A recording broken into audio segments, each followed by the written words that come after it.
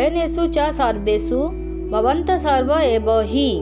जो प्रवेश द्वार आपण मानक नियुक्ति करा जायछि आपण माने सेही प्रवेश द्वार दृढ़तापूर्वक रही भीष्म को सबु दिगरु रक्षा करंतु कही दुर्योधन भीष्मक हृदय भाव को निज आड़क आने को चाहूँगी।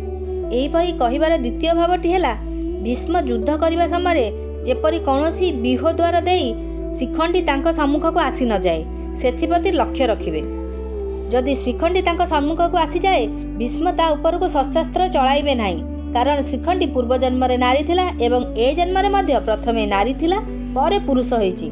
एथिपाई भीष्म ताको नारी मने करी एवं शिखंडी सहित युद्ध न करबा पई प्रतिज्ञा करिसंती।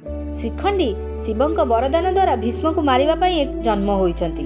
जदि शिखंडी ठारू भीष्म को रक्षा करि दिया जाए तेबे से समस्त को मारी देबे, फल आमर निश्चय विजय हेब। यह विचार करी दुर्योधन समस्त महारथी को भीष्म को रक्षा करने कहते।